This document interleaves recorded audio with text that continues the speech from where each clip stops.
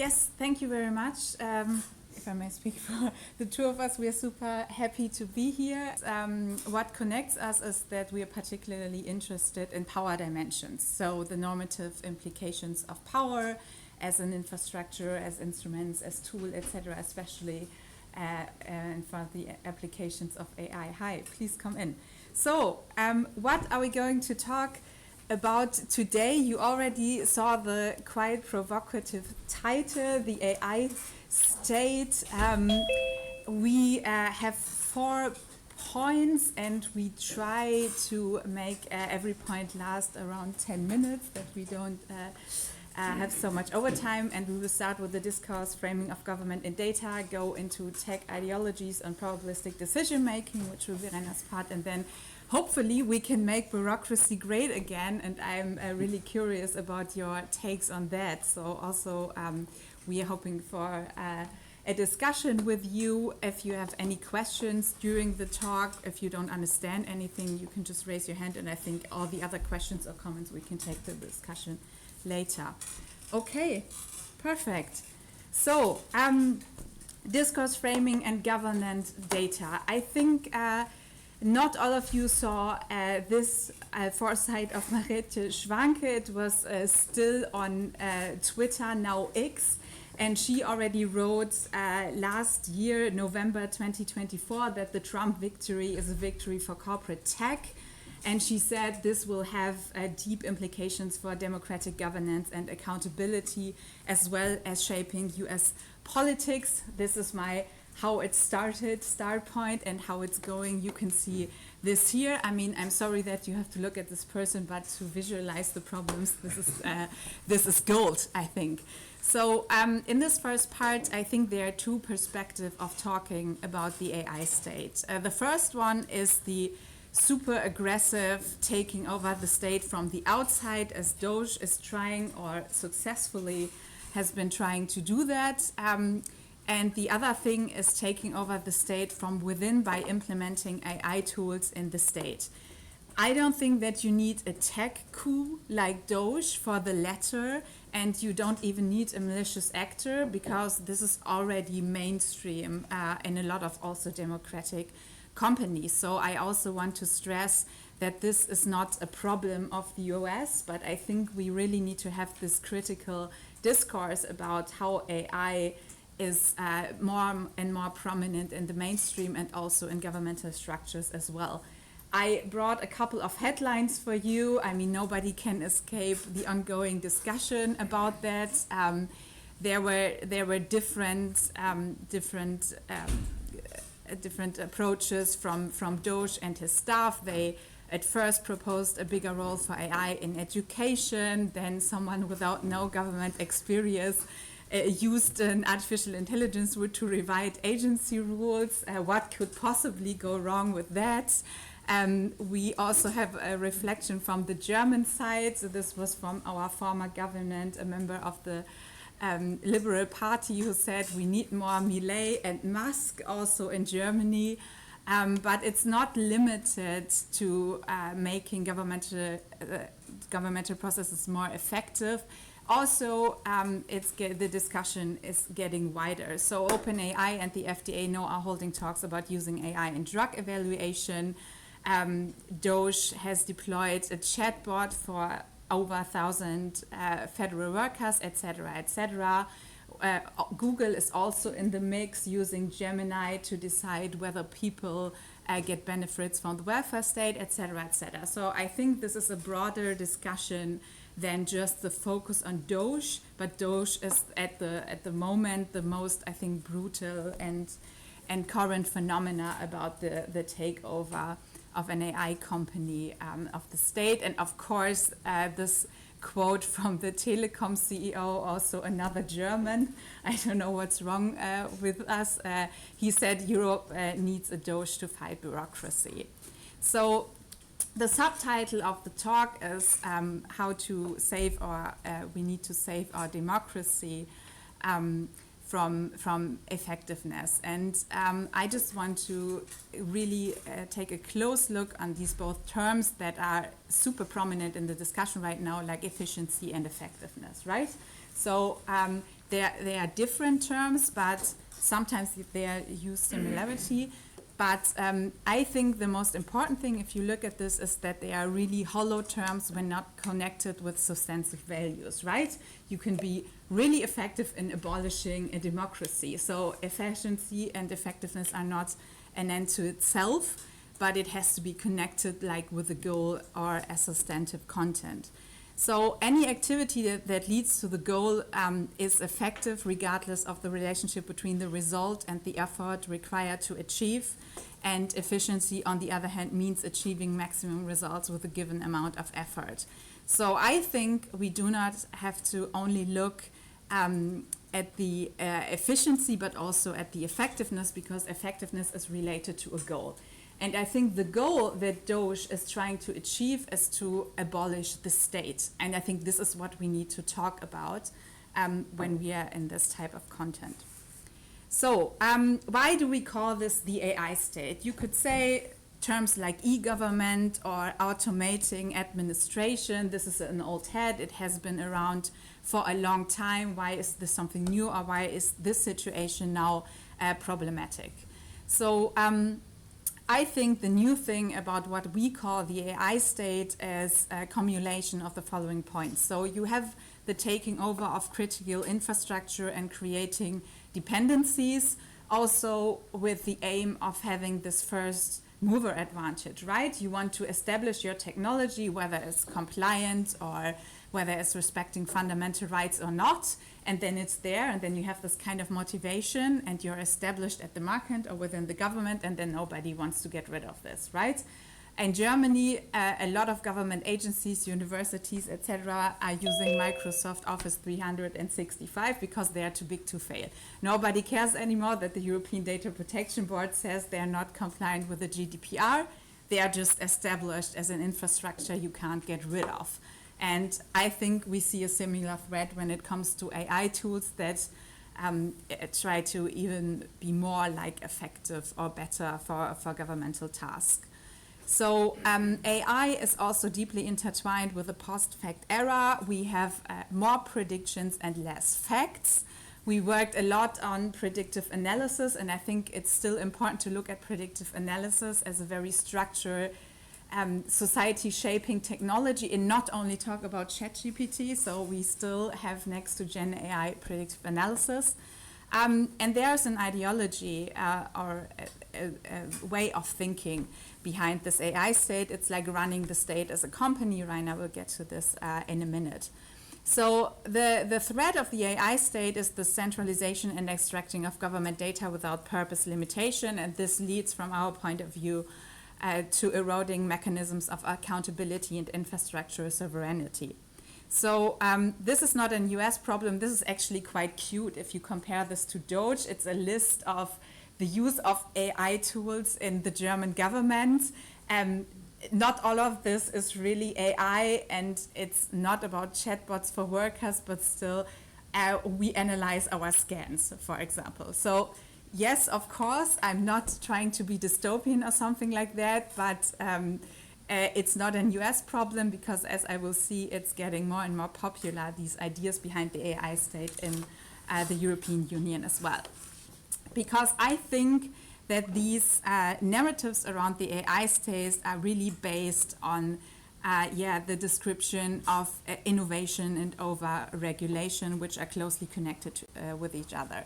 So AI is in the public discourse, as I think your paper also mentioned, too often equated with a very simplistic view of innovation. So AI means innovation. Nobody has something against innovation. Innovation is good for everybody, right? Why would you be against this? So often in the mainstream media, it's portrayed as it will bring effectiveness and efficiency, etc., etc. AI can justify itself, because if you want to do something like downsizing the government, getting rid of bureaucracy, just use AI. The innovation narrative is a purposeful framing of the public discourse, and it's sometimes seen in the opposition of regulation, portrayal of regulation as a barrier, etc., etc. There are also demands to adapt legal rights to business models, and also calls for certain type of regulation. If you remember all the open letter to stop AI innovation a couple of, I think it was a year ago, something. Nobody wants to talk about that anymore. So the ultimate goal of general AI is also very convenient in terms of this narrative, because general AI makes engineering and legal-based control impossible. I brought some quotes from Google.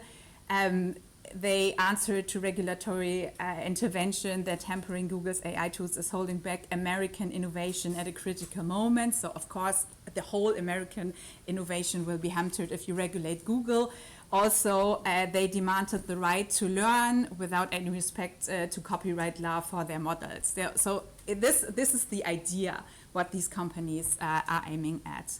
And this gets more and more popular in the regulatory discourse, also due to the connection to expert knowledge. The more technical the field is, if we talk about AI regulation, less and less people understand that. So in these technical domains, certain types of expert knowledge get more and more important, and also more reflected in the politicians' point of view and debate, and at the end in the regulatory proposals, as well as you can see in the AI Act. Just to illustrate the number of highly cited publications by organizations, Google is far ahead there, and also Meta is very prominent. So these players are actually shaping the debate, and the debate is therefore no surprise connected to the innovation narrative.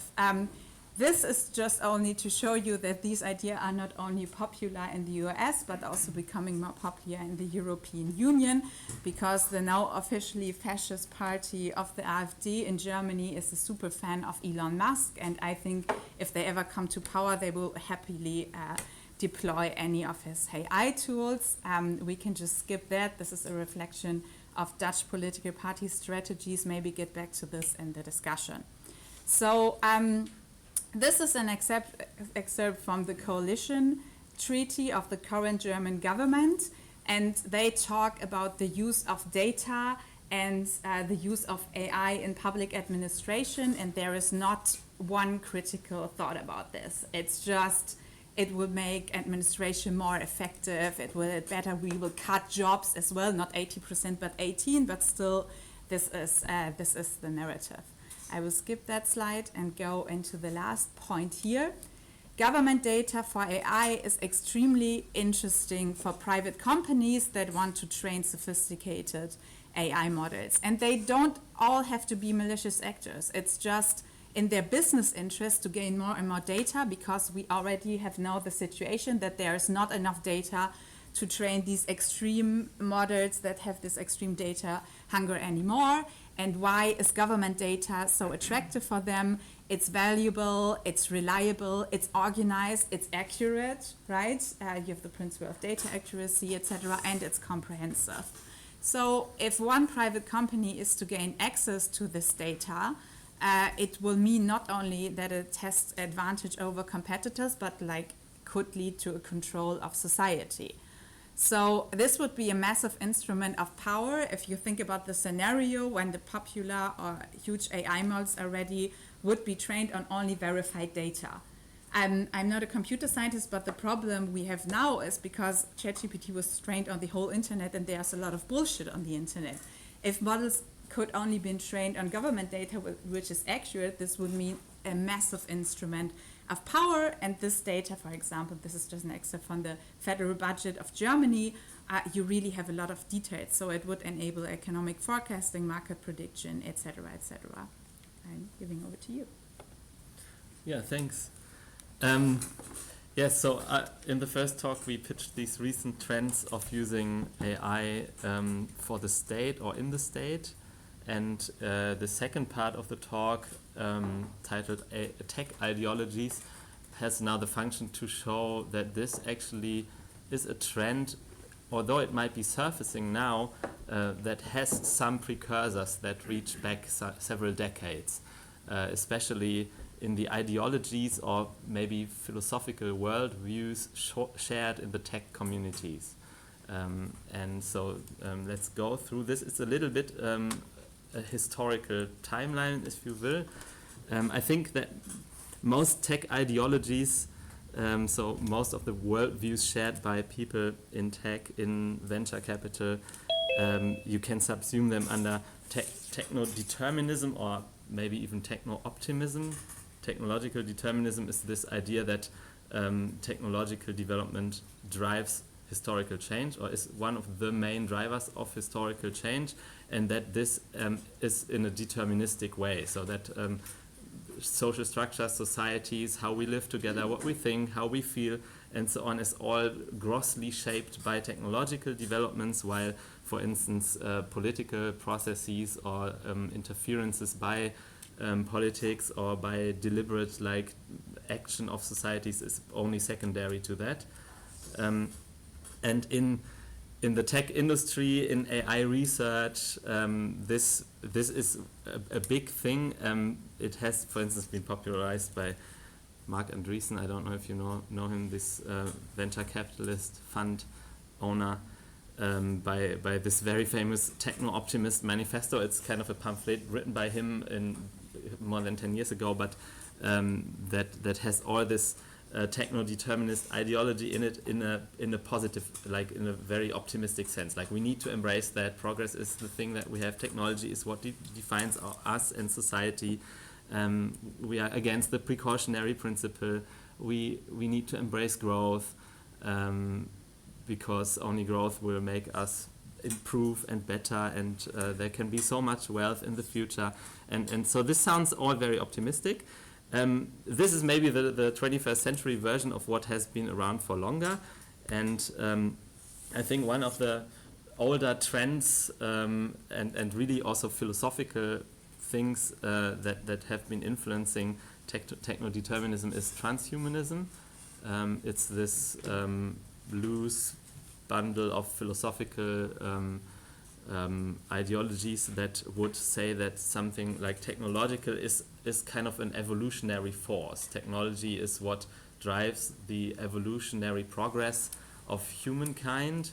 So technological progress is also linked to evolutionary progress of our species. For instance, also in the universe, there are people in transhumanism who believe that we will once the human race will once spread across planets or even galaxies. This is very serious stuff written and published by Oxford philosophers and so on. It's not only science fiction. And one of the main phrases they often use is the idea of a post-biological future of humanity. So technology or technological enhancement of humanity will lead to us leaving behind our biological constraints, such as mortality or diseases, or that we cannot travel at speed of light, and all these things. Here Nick Bostrom, the Swedish philosopher who is in Oxford, is one of the maybe most well-known transhumanist philosophers nowadays, and has been for several decades. Transhumanism also has this rich infrastructure of think tanks. For instance, here this Humanity Plus organization, heavily funded also by people like Elon Musk or Peter Thiel, and co-founded by Nick Bostrom and so on. So this is a rich network. Transhumanism has its ties in eugenics, which is important to know and to notice. Eugenics as this 19th and 18th century pseudoscience of improving human evolution through genetic selection. So the idea of eugenics is basically that we can interfere in human procreation and through that interference improve the human species. And you see how this is now in the age of AI, again something like these people think that with AI technology we should interfere in the human evolution to improve our species. And transhumanism is going back actually to, or is resurfacing today in many ways, but I just put two on the slide here. The one is what you call selective natalism. For instance, Elon Musk is a proponent of selective pronatalism. Pronatalism is this idea that it is generally societally desirable to have many kids, and selective pronatalism is the idea that it's not it's more desirable if specific people have more kids and specific people with good genes, so that we can by that improve, allegedly or putatively improve humankind. Elon Musk himself, he has 14 kids, and he self, or like according to himself, he has used in vitro fertilization and genetic screening on some of his kids to select and so on. And also the other big thing in modern surfacings of eugenics is the whole topic of superintelligence, that there are people in this transhumanist culture believing that we should enable an intelligence explosion. So we build AI that will once be able to improve itself, so that very intelligent AI system will even make itself more intelligent, so that then there will be kind of a recursive process, like a feedback loop of improving super intelligence that will completely rule or overcome the limited human forms of intelligence, and that this is the key to this kind of cosmic expansion of humanity. And therefore we need now enable the super intelligence explosion by selecting and fostering the development of very intelligent humans, which can do the first step to trigger this feedback loop, to develop these very super intelligent AGIs.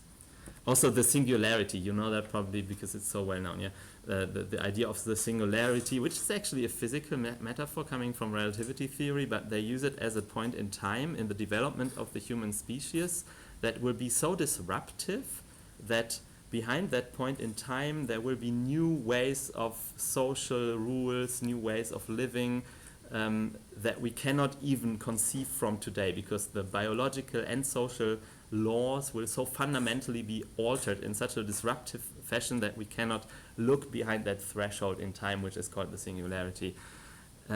Yes.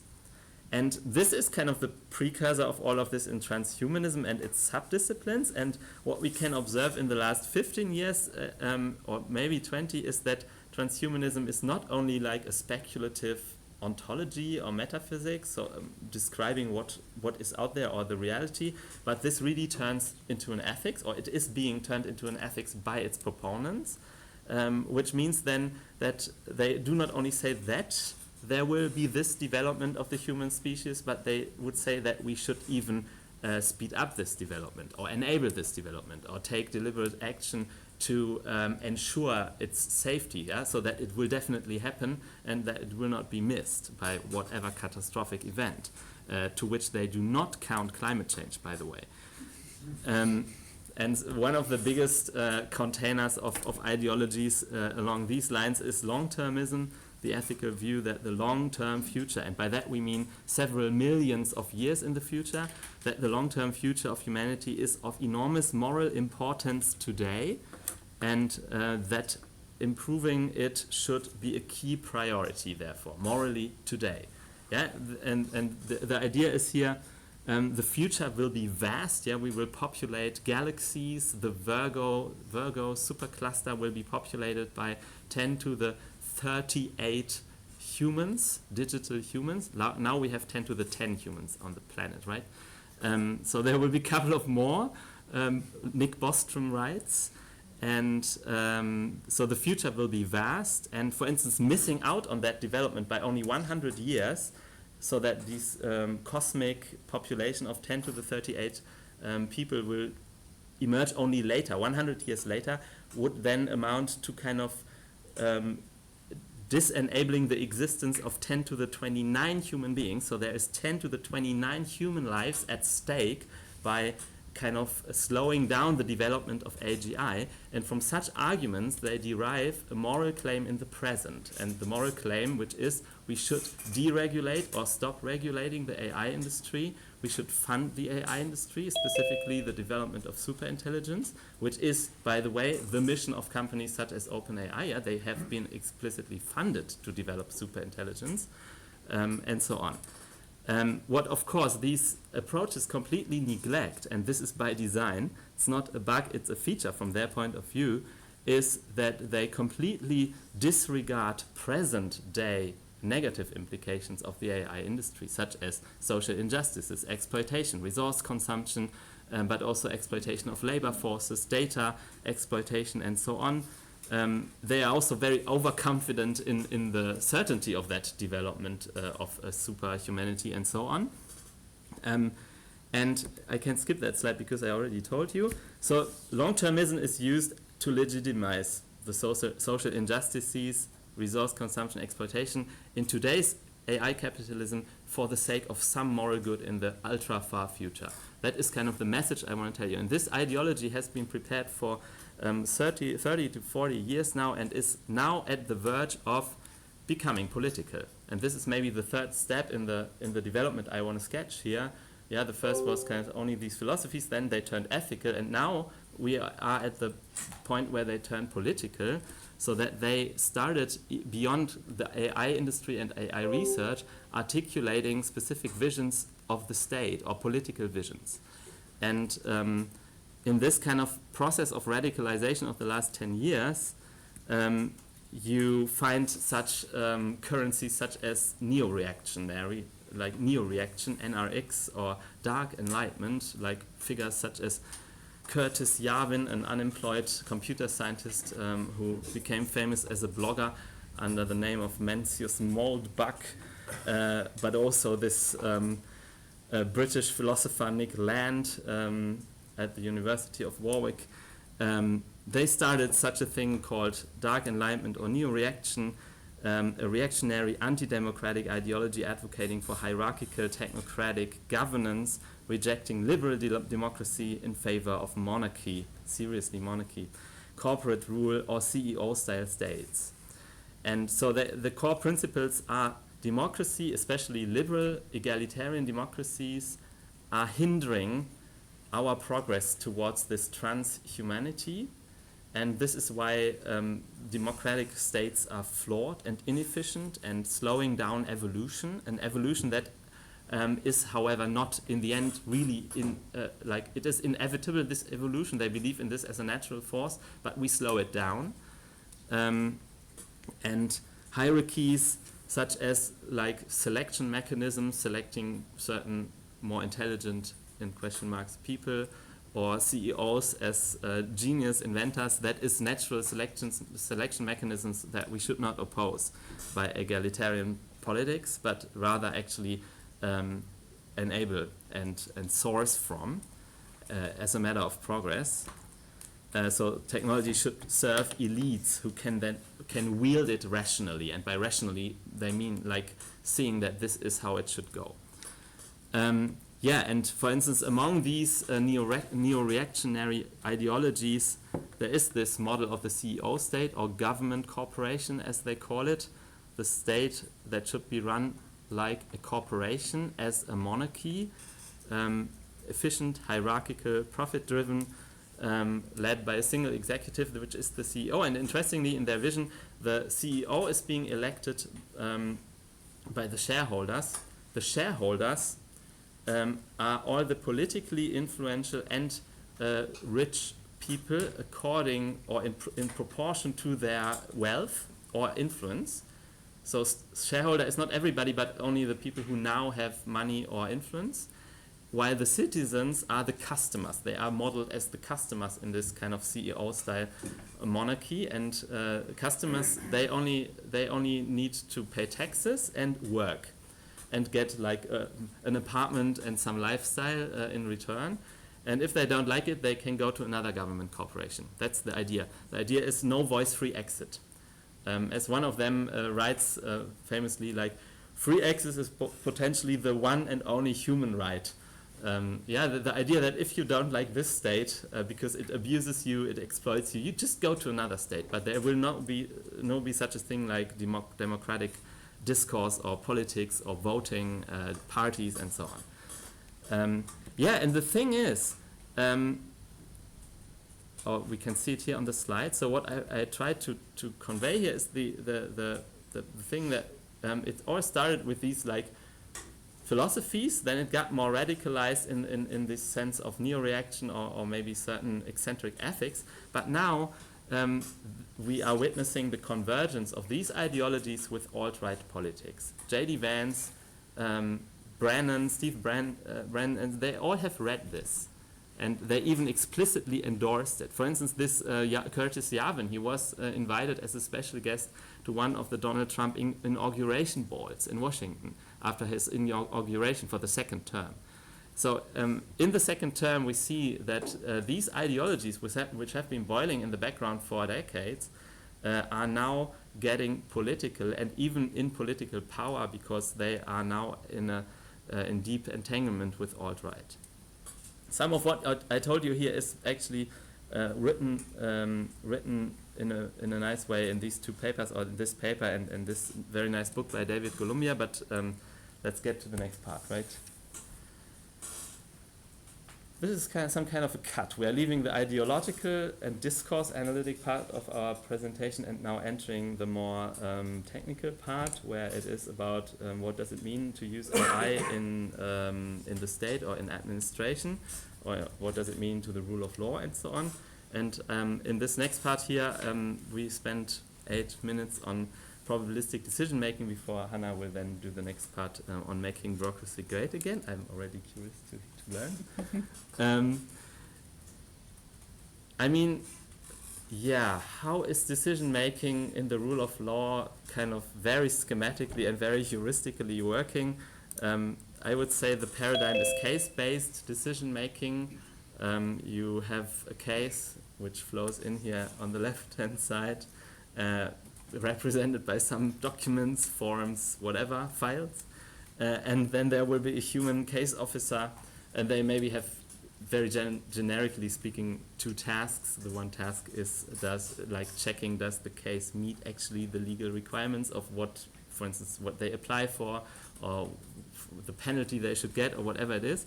And maybe if it is something that also is subject to discretion, then there is the second task of exercising that discretion and determining the legal consequences, and then it is communicated to the person. For instance, an application can be approved, or it can be denied, or maybe there's also something in between, some kind of conditions or whatever. It doesn't really matter the details here. It's just this idea of case-based decision making.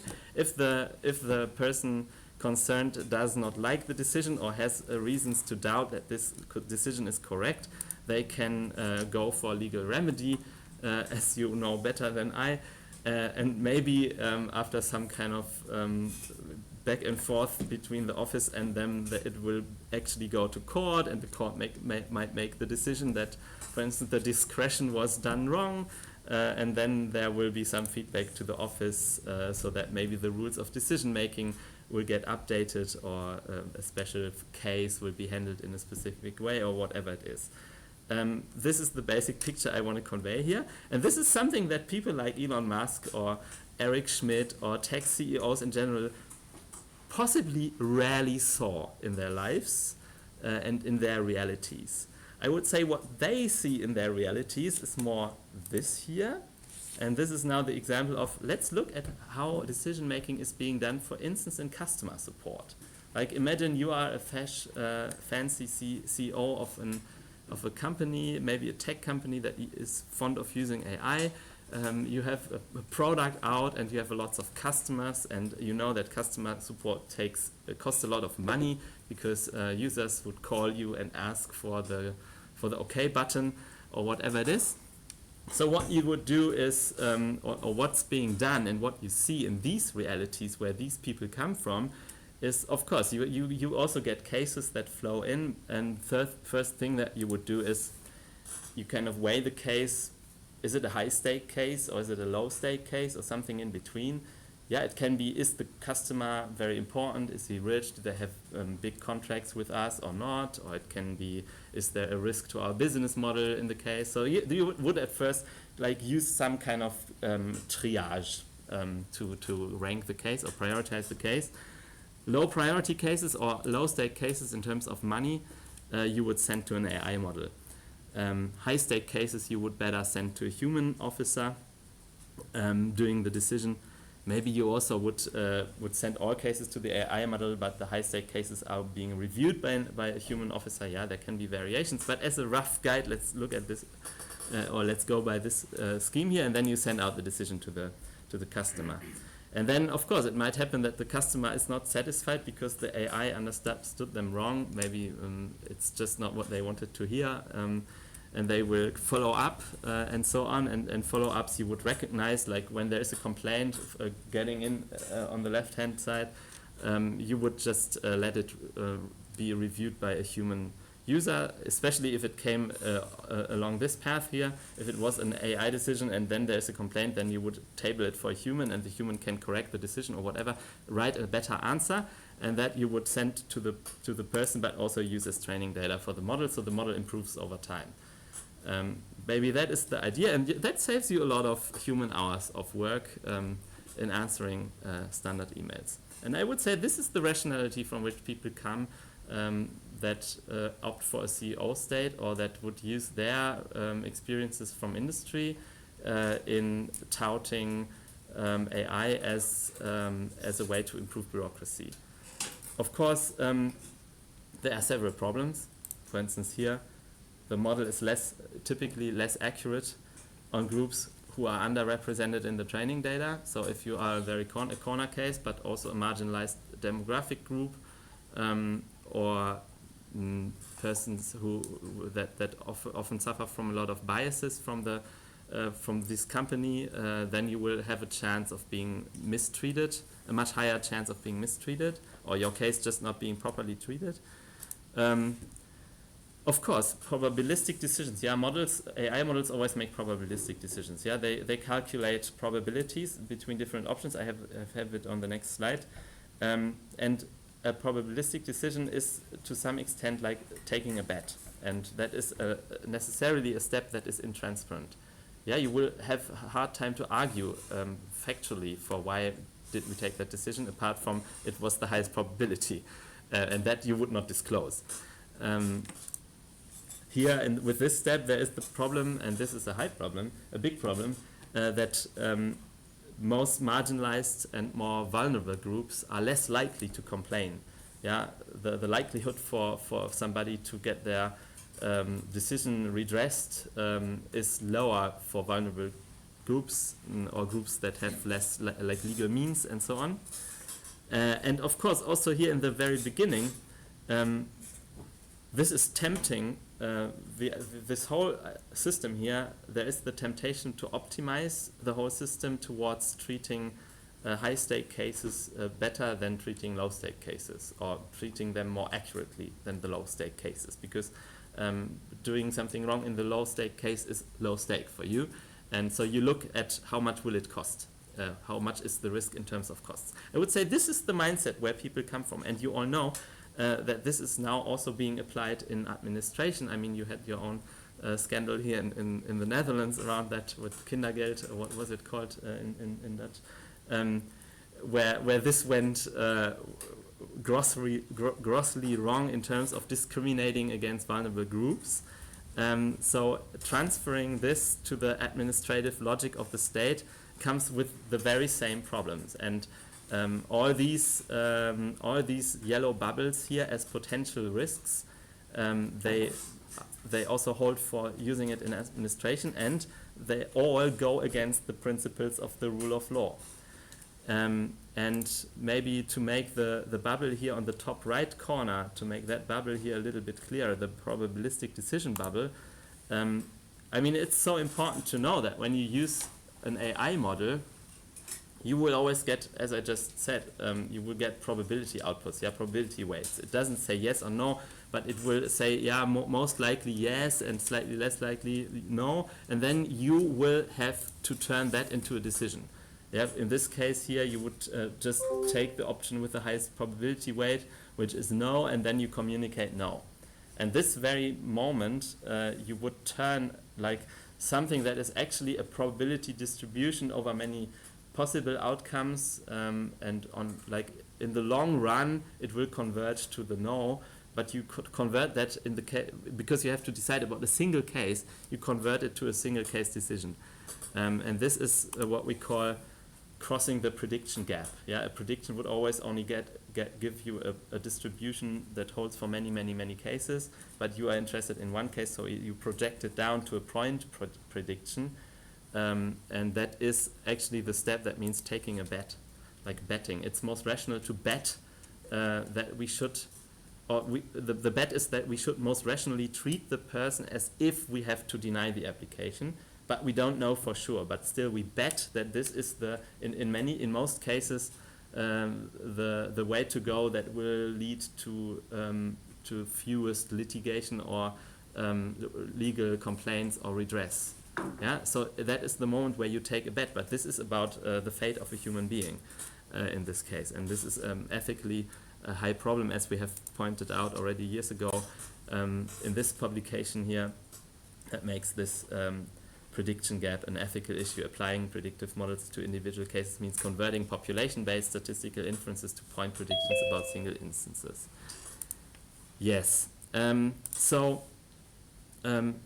come to one of my last points, I would say, learning from this, if you want to use AI to ease bureaucracy or to make bureaucracy more efficient, I would say we should distinguish in the debate 3 steps or 3 stages of doing this. And the green stage, I would think, is not so problematic. So there are ways of using AI that are not problematic in terms of the rule of law, but there are also stages that are problematic. And if you use AI as a tool, which means, for instance, you use character recognition to digitalize handwritten forms so that you don't have to type it, or you don't have to have your caseworker first copy the whole handwritten form into the computer, or you use language models to aid writing the emails. Yeah, you make the decision, but the model kind of gives you text snippets that you can use that are more friendly, that are standardized to a certain extent. These are all uses that could immensely speed up bureaucracy without changing its fundamental ways of operating. Yeah, that is the idea. And the other things, for instance, here, if you use semi-automated or automated decision-making, that would change the logics of decision-making itself. Yeah, away from the case-based to the probabilistic decision-making. And this is why we would say that the touchstone criterion to judge AI use for bureaucracy is whether it changes the logic of decision-making towards a new logic, or if it maintains the same logic of decision-making but only kind of speeds up certain stages in the chain. Okay, I have 1.5 minutes to make bureaucracy great again. You can do but just to summarize the first 3 parts here. We are not saying that everyone who wants to get rid of the faxing machines is a transhumanist, right? Of course. And we are not saying that the whole e-government, which started like decades ago, that the people are always malicious or evil actors, right? We just want to have a critical discussion about this because from our point of view, in the policy debate, in civil society, and in the ongoing debates about regulation, and especially AI regulation and implementing AI in governmental structures, the points we made are not really reflected, right? So, and this is connected with the bashing of bureaucracy. And so I chose this very, of course, provocative title, Make Bureaucracy Great Again, because everybody hates bureaucracy, right? So everybody has a story on that. People who work at public universities have 5,000 more stories about that. So everybody hates bureaucracy. But I want to take a step back and let's look at the functions of bureaucracy. And this is also a criticism of the public discourse, which is also reflected in policy proposals and regulation. So everybody wants to abolish bureaucracy because bureaucracy is bad.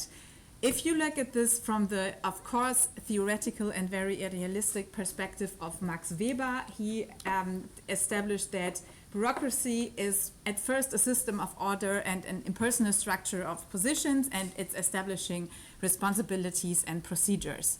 So in rule of law structures or democracies, administration must be democratically legitimized, controllable, subject to oversight, And the key for this is organization through bureaucracy. So if you look at this from a neutral point of view and compare the function of bureaucracy with what Doge is doing or what these people that want this corp to establish, this has a positive function, right? So accountability, transparency, and controllability of every state power ensures A, the separation of powers, and all the famous checks and balances everyone is talking about, but we don't really often know what this means, right? So I think that the political and media rhetoric fuels a promise of unbureaucratic or less bureaucratic state without clarifying what such an administration might look like. So they neglect the function of bureaucracy to protect rights and interests, and it avoids costs elsewhere. And this is really the question I want to raise here. We have a lot of rules in the environmental sector, in the taxation area. We have societal interest and public goods on the other hand. So if you want to make the taxation system less bureaucratic, you have the problem that retention periods in tax law can lead to tax revenue loss. We have the discussion in Germany right now. They want to shorten drastically the documentation obligations for people in certain tax cases, but this would lead to a huge loss of taxes for the state. So it's always a balancing of interest, and also reducing bureaucracy is not an end to itself. So I really want to push the question, what costs arrive if something is not regulated, if there's not a bureaucratic structure. So I think bureaucracy is more than it produces, and it has a procedural function in a rule of law rooted governance. In Germany we also call this Grundrechtsschutz durch Verfahren, the protection of fundamental rights via procedural rules. Of course we have a complicated saying of that. So the criticisms of bureaucracy are quite old. They are historically rooted in the resistance against the monarch state. So we are back with the monarchy here. It was meant to be against the arbitrariness and uncontrollable decisions about the civil servants who worked for the monarch. So there was no legal redress, there were no structure, no Grundrechtsschutz durch Verfahren, etc. But often nowadays, the criticism of bureaucracy is turned against the state and the legal system behind it. And this is what you described. So it's not really aimed at reducing bureaucracy, which of course can have positive effects, but they also want to reduce or abolish structures of accountability, of legal redress, of protection of minorities, etc. And this is often claimed as, this is true democracy, true freedom, we want to be ruled by civil servants, etc., etc. So the criticism of bureaucracy often aims at or mentions the extensive cost for economy and citizens. It's often equated with regulation that hinders businesses and economy. But if you look at this more closely, the calls for reducing bureaucracy are often calling for privatization, and this is where all the wonderful companies came in we talked about before. So also from a legal point of view, I think it's very interesting that the criticisms of bureaucracy are often in fields of data protection, environmental law, consumer protection. This is all too bureaucratic. Way less people complain about too much bureaucratic rules in social security law or migration law. So how can we enable bureaucracy as a tool against the AI state? We think AI must adapt to the rules, not the other way around, and goals and reasoning for especially governmental decisions must be transparent. This is common knowledge. So I think we must shift the debate to the costs that arise when something is not regulated, which are rarely discussed, as I mentioned, and this is maybe a bit of a hot take, but decentralization is also a security mechanism. We have a debate in Germany at the moment about the centralization of the Data Protection Authority. And, well, the discussion is very heated because a lot of people say we have so many different rules in 18 different agencies around the Bundesländer and the federal level. Let's bring it together. So let's centralize. But we really want to warn about data centralization, which may sound convenient in the first place, but also it makes it's an instrument of power if you combine all the data with a single agency or even a company. And the risks don't even arise. DOGE doesn't have to come around for this to be critical, right? There are also security threats, etc., etc. So I think we need to look at the stuff that is not sexy to enable bureaucracy against the AI state, for example, the employment conditions of the civil service, the independence of the judiciary and other important agencies such as data protection agencies, the decentralization of governance structures, state liability. The state has to be liable for certain stuff. I wrote a paper about strict liability for the state when it uses AI, and of course public procurement. Don't give the public contract out to the company that sells you only efficiency and effectiveness, but look at the implication of their products. So I don't think, this is just for all the lawyers here, that the AI Act is even addressing this problem, and it's not meant to be, of course, but we have a heavy regulation of the public sector AI under the AI Act. This is why I put this up here. Of course, this does not address the administrative procedure structures. This is in the competence of the member state. I'm just saying that the regulation of the AI systems under the AI Act does not protect the administrative structures that are meant to be effective against this. So also the Commission needs a third-party involvement and support. This is a call for tenders for the socio-technical risk modeling and evaluation for general purpose AI. That's what just came out this week. So not even state entities are doing this. So we have the whole wild mix of product safety law and fundamental rights weighting under the AI Act, and this also leads to more powerful influence of the private sector. We can discuss whether this is good or bad, but I just want to illustrate this, that these are not the problems that I addressed here. So the conclusion, what is good bureaucracy from our point of view? We think it's transparent, accountable process, legal certainty, clear responsibilities. Impersonality goes in two ways.